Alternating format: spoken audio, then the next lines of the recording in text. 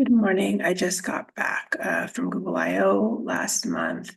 And while I was there, I met one of my fellow woman tech makers, Philippa Burgess, and she told me, um, we were talking about catching up about things to do, and she told me about the podcast that she's working on, as well as how she wanted to develop her YouTube channel.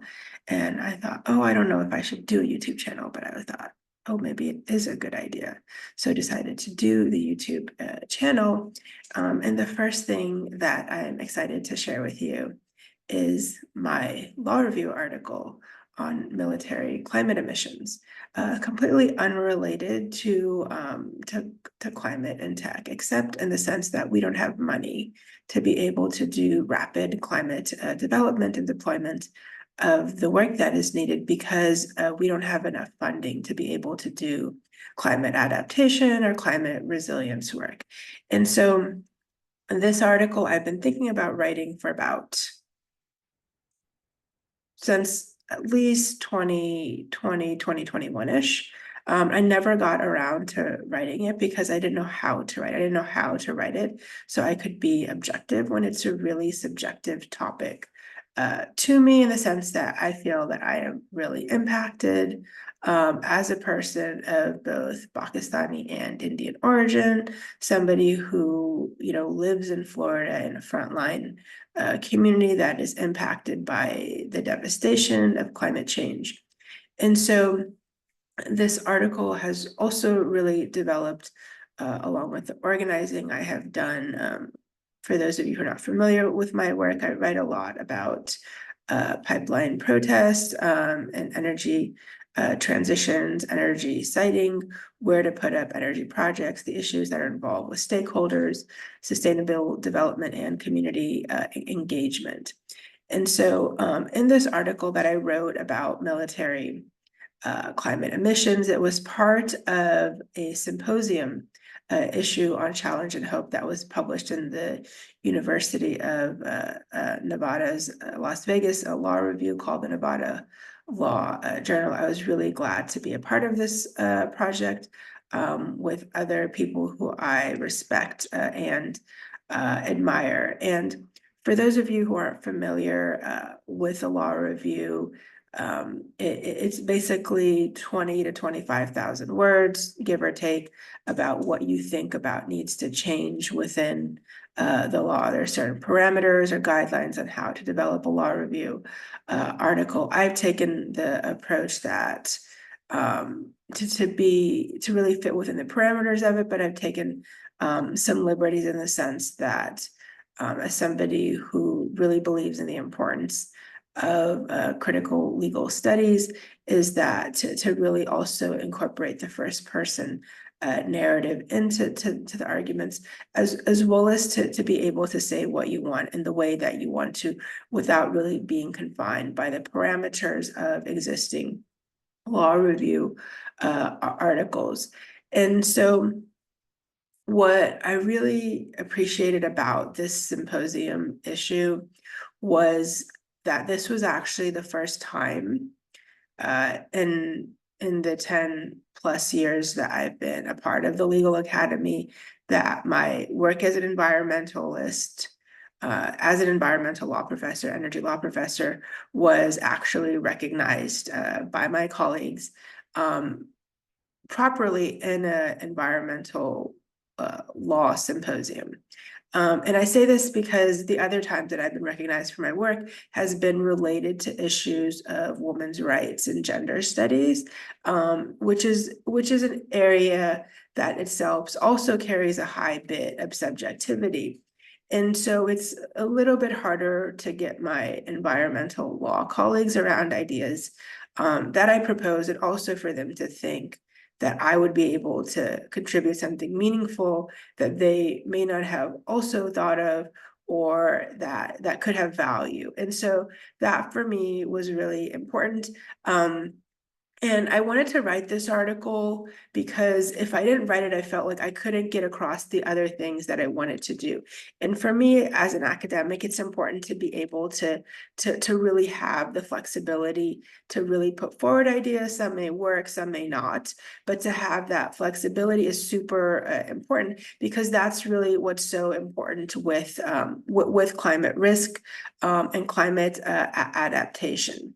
And so as a part of this journal, what I saw happening was really like a way to see how important people are starting to really converge around this idea of disasters, but also seeing that there is a challenge as well as a hope around it. So I especially wanted to thank Frank Fritz, as well as Kyle Matthew Taylor, who wrote the introductory article on the project, and really synthesized the work. And so from my perspective, I'm really looking to see, how can we make a change? How can we make that big leap in ways that are really important? So what I argue in my article, Military Climate Emissions, is that we have to redirect part of this enormous, or as my daughter likes to say, ginormous military budget to national and international adaptation efforts, and really show how that really needs to happen at scale. And I really argue that we have to really fundamentally rethink the way that we think about the National Defense Authorization Acts to decrease military spending, to reduce military climate emissions, and um, redirect funds to climate mitigation adaptation efforts in the US and abroad. And we've also seen these really broad shifts that have happened in US climate policy from 2001 to 2008, where the Bush administration basically refused to control greenhouse gas emissions under the Clean Air Act. And so even after the Massachusetts versus EPA case, this was still the case. And then in 2009, after President Obama took office, the EPA, under the Clean Air Act, really looked to kind of take more emphasis relating to greenhouse gas emissions. And then subsequently in 2010 and 2012, both the EPA and the DOT, the Department of Transportation, they would issue regulations about greenhouse gas emissions from additional vehicles. And what happened during the Trump administration is we saw a bit of a rollback on these issues. And so then the Biden administration go ahead and strengthen those issues. But what I'm saying is that even that work doesn't really go far enough with what we need to do, because if we really want to be serious about what is happening, we have to also kind of do a little bit of accounting. And so the real thing I'm arguing in this article on military climate emissions is just count the military's greenhouse gas emissions, because they've officially been omitted from US federal agency reports, and they're not really discussed at global climate summits. And the United States faces a number of adversaries around the world, but climate change is really the most certain and immediate threat than any human adversary that is presented. And so we really need to treat climate change the threat as it is. And so what the authors say of the symposium in terms of referring to my contribution is, they say is that Ahmad's article is radical, provocative, and confrontational on emotional, intellectual, and policy levels. She brings Gen Z and Black Lives Matter energy and thinking to military spending and its implications for climate change and social justice.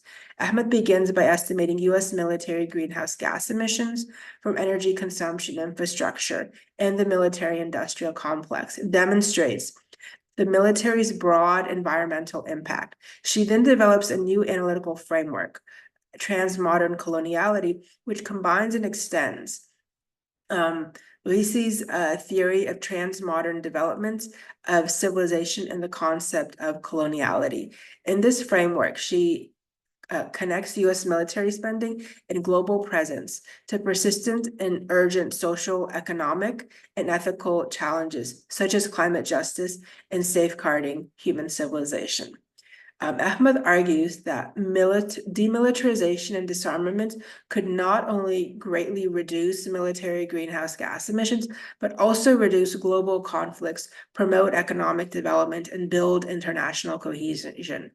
She analyzes defense expenditures and the redistribution of resources, focusing on emerging activist movements, including Veterans for Peace, which are actively promoting the need for accountability in military missions and proposing significant policy changes. She critiques the idea that the military advances climate adaptation, arguing that this fails to acknowledge the military's substantial greenhouse gas emissions.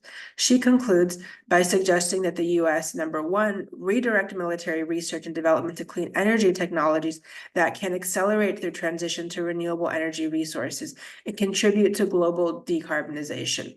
Number two, enter disarmament agreements to reduce military stockpiles and the potential for armed conflict. And number three, reallocate budgets and resources to stimulate economic growth, for example, in healthcare and education, and encourage sustainable resource management. And number four, reallocate resources from special operation forces to climate adaptation. Ahmed argues that this kind of demilitarization will lead to a more peaceful, stable, and sustainable world. And so this is really something that I think is really important to do and see. And so for me, it was really important to have this recognition of my work because as a woman of color in the legal academy, I often face a number of challenges. And really for me, I'm sharing this so that you can also learn to recognize the power of being able to develop your arguments and skills and to be able to bring them forward into the world. And this is something that I've dedicated some time to, especially thinking about the role that the military has in the world and how it's not really meeting the moment where we are for responding to the climate crisis, inter alia, other things. And so what I would like to also share with you is that even as I wrote this article, I did not get favorable responses from other people who were reviewing the article, and I was okay with that.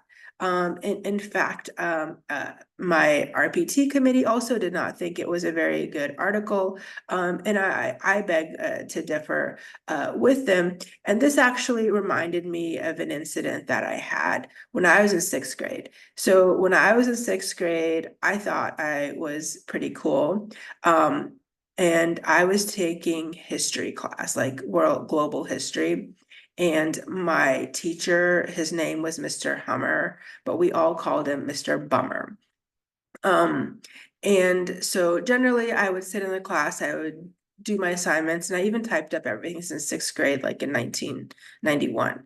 Typing up all my assignments, doing everything as I can, but it really didn't sit well with me that the entire like US empire, the entire way we were being taught history was completely wrong. And I felt that I didn't have any agency to be able to correct these errors. And so I had a friend at the time, her name was Annie. And so I passed Annie a note in the class, and I wrote on the note, "This class fucks." And I passed it to her, but Annie wasn't paying attention. And Mr. Hummer was paying attention to me passing the note to her. And so we didn't have like instant messages at the time. So he intercepted the note, and then he walked up to the front of the class like he was like in complete shock that his star student was not happy with the class. And then he opened up the note, his his mouth opened up like completely wide open. It's just like complete shock at this note. And then he took me outside, and then even up until like maybe 3 or 4 years ago, people who I went to class with had no idea what had happened. They were also shocked as to what Nadia could have said that could have made the teacher so upset that she had to take her outside and talk to her. And so he asked me, like he was just completely uh, upset. And then I was like, and I had to kind of explain, I had to be apologized, but I wasn't really sorry.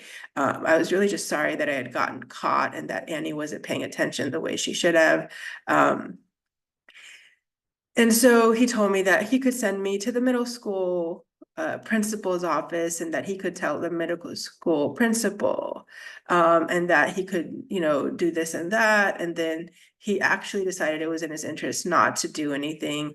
And it would be in my interest, to just kind of apologize and be good, which I did. And then I also, but what that incident also did to me is that it cost me from getting the history award.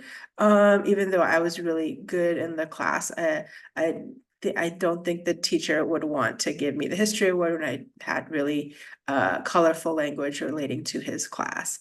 Um, but what it also taught me is that when I wanted to take an action and I wanted to kind of be able to say what I wanted to say, I was willing to accept the consequences of it. And I still feel good about what I did. It was because I kind of put my foot down that I didn't like history. I didn't like the way that it was being taught. Um, and so I think that's really what happens a lot in legal academia is kind of like my encounter with my sixth grade history